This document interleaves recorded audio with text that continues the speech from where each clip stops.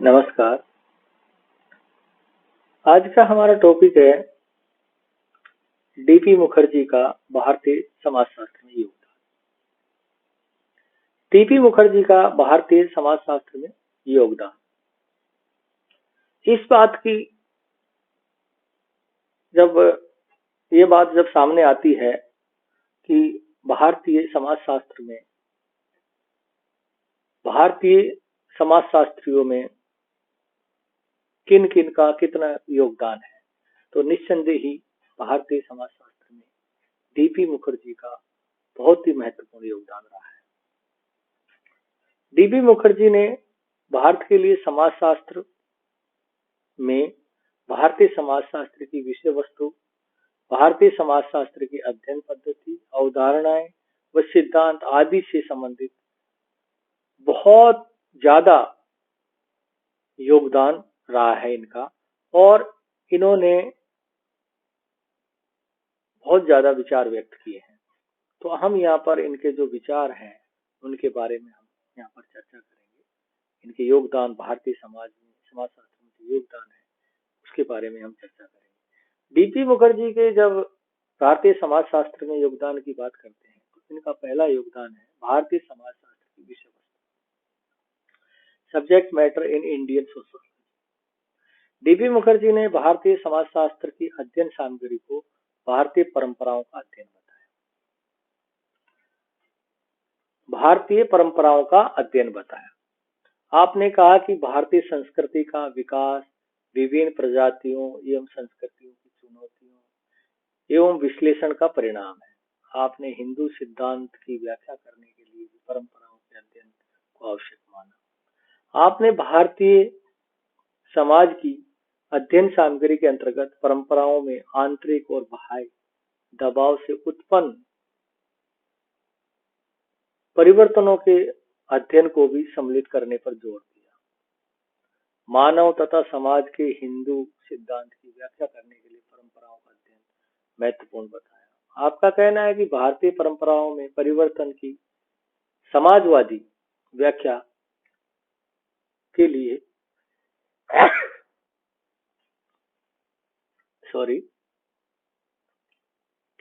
भारतीय परंपराओं का अध्ययन करना आवश्यक है।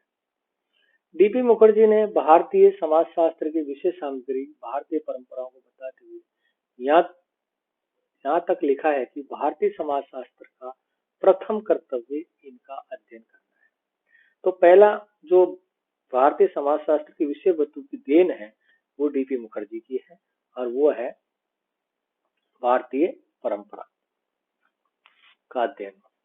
दूसरा है भारतीय समाजशास्त्र के लिए व्याख्यात्मक पद्धति। भारतीय समाजशास्त्र के लिए जो व्याख्यात्मक पद्धति की देन भी डीपी मुखर्जी की ही है। डीपी मुखर्जी ने भारतीय समाजशास्त्र की वैज्ञानिक अध्ययन पद्धति के संबंध में काफी लिखा है। आपने कहा है कि भारत का समाजशास्त्र अभी इस अवस्था में नहीं पहुंचा है कि वह आनुभविक तथ्यों को एकत्रित करके अनुसंधान करे। आपने सन 1955 में भारतीय समाजशास्त्र तथा उनके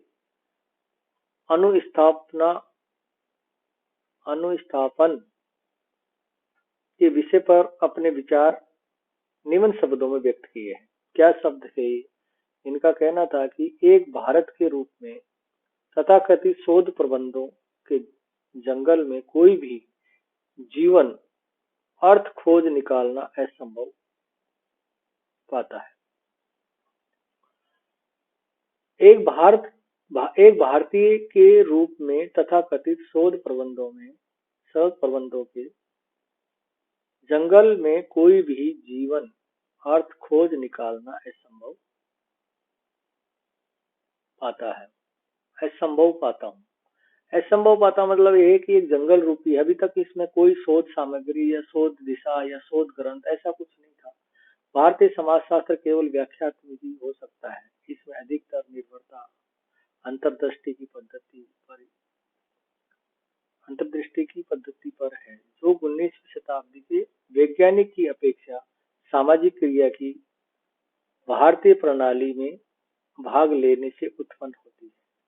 अन्वेषण तो सदैव ही किया जाएगा, किंतु इसे प्रेक्षित वस्तुओं की भावना के आधार पर करना होगा। प्रेक्षित वस्तुओं की भावनाओं के आधार पर, तो इनका ये मत था कि आप इस तरीके से भी आप इनको देख सकते हैं। तो दूसरी देन इनकी है भारतीय समाज की, भारतीय समाज शास्त्र के लिए व्याख्यात्मक पद्धति की देन भी की है। तीसरी है पाश्चात्य वैज्ञानिक तकनीक का विरोध। पाश्चात्य वैज्ञानिक तकनीक का इन्होंने विरोध किया। डीबी मुखर्जी कभी नहीं चाहते थे कि पाश्चात्य वैज्ञानिक तकनीक को भारतीय समाज शास्त्र में काम में लिया जाए। डीबी मुखर्जी ने लिखा है कि भारतीय समाज पश्चिमी समाज से भिन्न है, इसलिए पश्चिम के समाज काफी विसंकलित हो चुके हैं।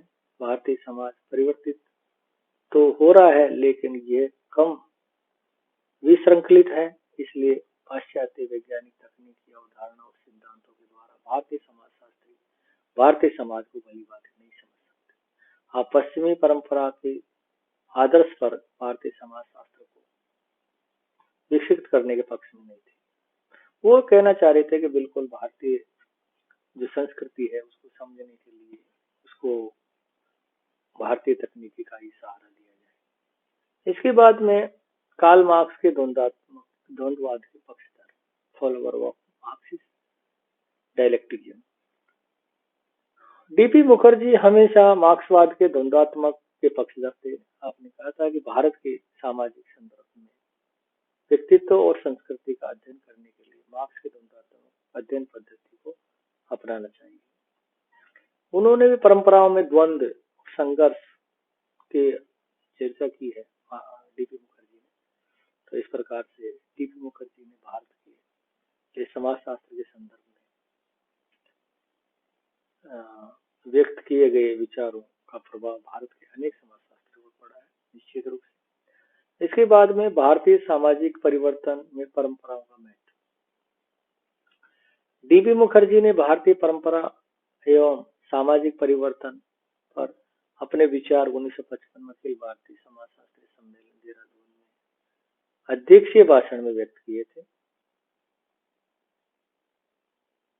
भाषण में आपकी कृति diversities 1958 Indian tradition and social changes में प्रकाशित हुआ।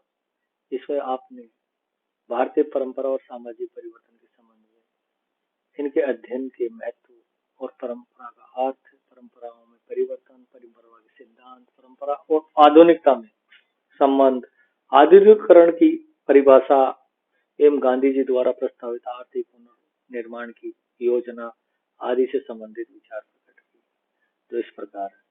तो अब आगे हम इसके जो है परंपरा का अर्थ एवं परिभाषा, परंपराएं क्या होती है, इस तरीके से बताया। डीबी मुखर्जी ने परंपरा शब्द की व्याख्या ऐतिहासिक दृष्टिकोण से करते हुए शब्द की उत्पत्ति पर प्रकाश डाला कि परंपरा क्या थी। डीपी ने लिखा कि अंग्रेजी शब्द ट्रेडिशन की उत्पत्ति ट्रेडर शब्द से हुई है। ट्रेडर शब्द का अर्थ है हस्तांतरण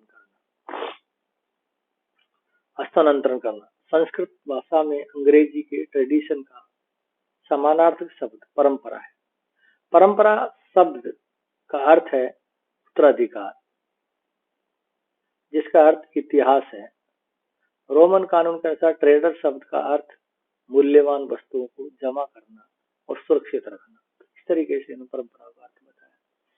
दूसरा, भारतीय समाजशास्त्र में परंपरा का अध्ययन। डीपी मुखर्जी ने सविस्तार से ये स्थापना की कि भारतीय समाजशास्त्र के अध्ययन का केंद्र बिंदु परंपराओं का अध्ययन है। आप भारतीय समाजशास्त्रियों का प्रथम कर्तव्य है भारतीय परंपराओं का अध्ययन मानते हैं। सन 1955 में अखिल भारतीय समाजशास्त्री सम्मेलन में आपने अध्यक्ष भाषण में भी ये बात कही थी। तो वो परंपराओं के बारे में अध्ययन को एक तरीके से विषय वस्तु मानते हैं। तीसरा है संस्कृत भाषा एवं स्थानीय भाषा का ज्ञान आवश्यक है। संस्कृत भाषा एवं स्थानीय भाषा ज्ञान आवश्यक है। डीपी मुखर्जी ने मत व्यक्त किया है कि भारतीय समाजशास्त्रियों के लिए संस्कृत भाषा और स्थानीय भाषा ज्ञान होना आवश्यक है।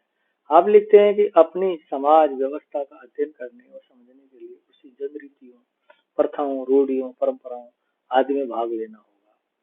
उसे भारत की निम्न तथा उच्च विद्याओं का ज्ञान प्राप्त करना होगा। भारतीय समाजशास्त्री उच्च अथवा बृहद स्तरीय परंपराओं का ज्ञान तभी प्राप्त कर सकता है जब उसे संस्कृत भाषा का ज्ञान हो, क्योंकि ये ज्ञान संस्कृत साहित्य में ही उपलब्ध है।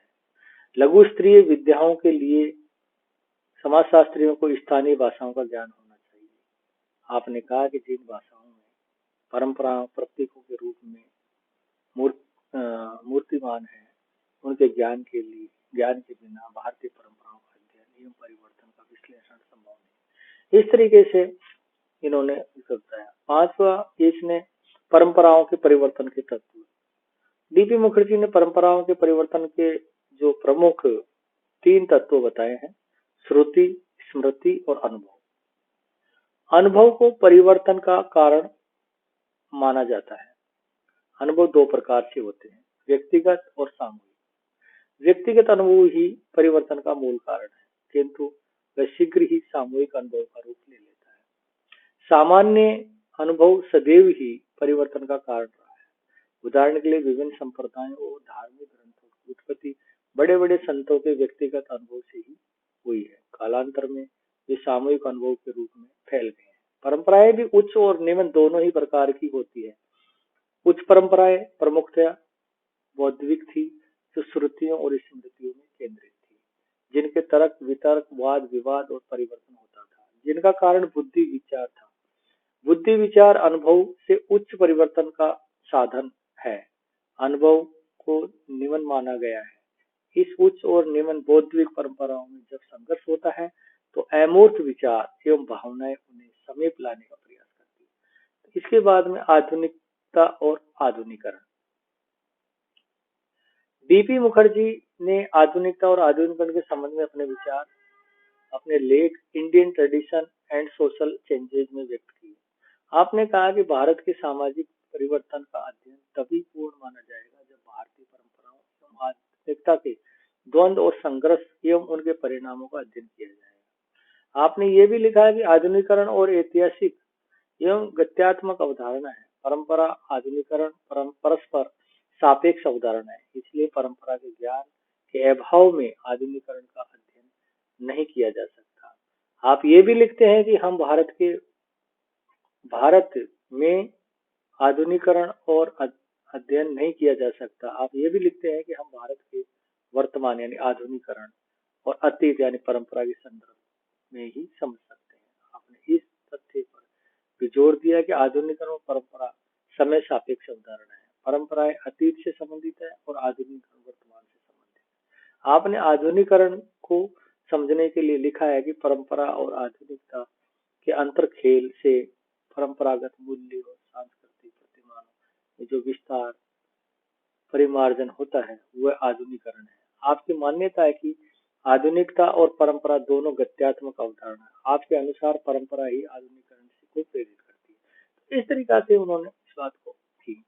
भारत का विकास, development of India. DP Mukherjee एक बहुमुखी प्रतिभावान समाजशास्त्री रहे हैं। इन्होंने भारत की प्रगति तथा विकास के संबंध में भी विचार व्यक्त किए हैं। आपके विचार एवं सुझाव सामाजिक और आर्थिक दृष्टि से अपना विशेष महत्व एवं स्थान रखते हैं। भारत की प्रगति के लिए योजनाओं के निर्माण में आपका ये आग्रह रहा है कि योजनाओं का आधार भारत की सांस्कृतिक परंपराएं होनी चाहिए। इस संदर्भ में आपने गांधी जी के विचारों का अध्ययन करने का सुझाव दिया और कहा है कि विकास की योजनाएं बनाने से पहले गांधी जी द्वारा सुझाए गए बिंदुओं का ध्यान रखा जाना चाहिए। डीपी ने कहा कि गांधी जी के सुझावों का अनुसरण नहीं किया जाना चाहिए, क्योंकि गांधी जी ने भारतीय परंपराओं के साथ साथ पश्चिमीकरण के समन्वय के संबंध में व्यवहारिक और उपयोगी बातें नहीं बताई। डीपी ने भारत के विकास के संदर्भ में गांधी जी के कुछ विचारों का विरोध भी किया है। आपने एक और गांधी जी के राम राज्य की कल्पना को इतिहास विरोधी बताया तो दूसरी ओर उनके परंपरावादी दृष्टिकोण का समर्थन किया। अगर हम पश्चिम के समाजों की बुराइयों से बचना चाहते हैं तो भारतीय परंपराएं ही हमें उनकी बुराइयों से सुरक्षित रख सकती है। इस प्रकार से डीपी मुखर्जी ने अपना भारतीय समाज शास्त्र में योगदान दिया और भारतीय समाज शास्त्र को बढ़ाने में अपना अथक सहयोग प्रदान किया। इतिहास शास्त्र में योगदान के देने वाले में डीपी मुखर्जी को याद किया जाता है, याद किया जाता रहेगा। इसी के साथ हम हमारे इस टॉपिक को यहीं विराम देते हैं।